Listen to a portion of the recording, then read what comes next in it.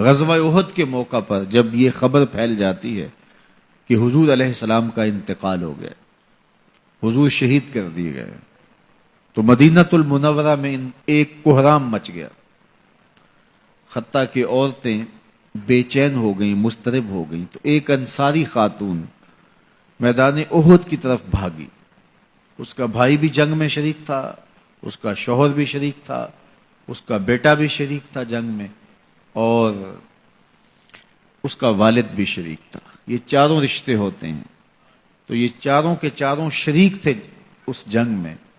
تو جب یہ خبر پھیلی کہ حضور شہید کر دیے گئے ہیں، تو اس حالت کے اندر وہ عجیب اضطراب کے عالم میں دوڑتی ہوئی احد کے مقام پہ پہنچتی ہے، تو راستے کے اندر اس کے بھائی کی لاش پڑی تھی، اس کے باپ کی لاش پڑی تھی، اس کے شوہر کی لاش پڑی تھی، اس کے بیٹے کی لاش پڑی تھی، اور وہ چاروں لاشوں کے قریب سے گزر گئی اور وہ پہچان بھی نہیں پائی۔ تو پوچھتی ہے یہ کس کی لاشیں ہیں؟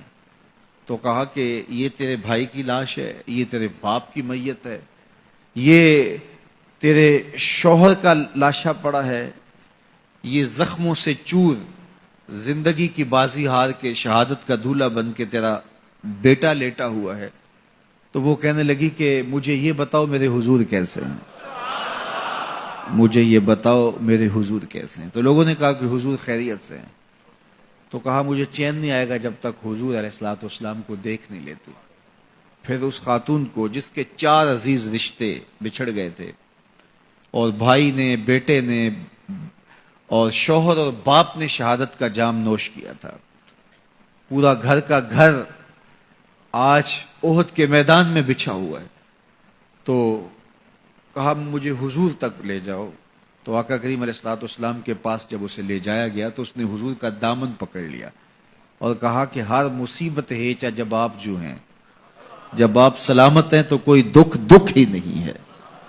تو ان کی یہ محبت اور ان کا یہ پیار دیکھنے کو نصیب ہوتا ہے، ورنہ ایسے مواقع پہ جب اتنے عزیز رشتے بچھڑ جائیں تو پھر اپنے جذبات پہ کون قابو رکھ پاتا ہے اور کون کسی کو یاد رکھتا ہے۔ لیکن ان کی محبت بڑھی ہوئی تھی ہر رشتے سے آگے، اور ہر عزیز، ہر رشتے دار، کائنات کی ہر شے سے زیادہ وہ حضور علیہ السلام سے پیار کرتے تھے۔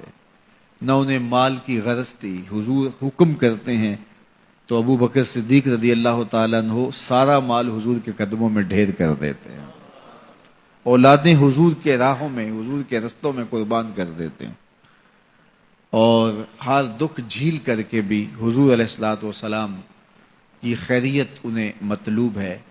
اس کے لیے جو بھی قربانی دینا پڑے وہ اس کے لیے اپنے آپ کو آمادہ پاتے ہیں۔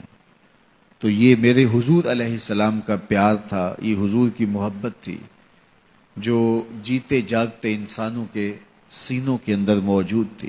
جیتے جاگتے انسان تو کسی سے پیار کرتے ہی کرتے ہیں، لیکن کائنات نے یہ منظر نہیں دیکھا ہوگا کہ جانور بھی کسی سے پیار کریں۔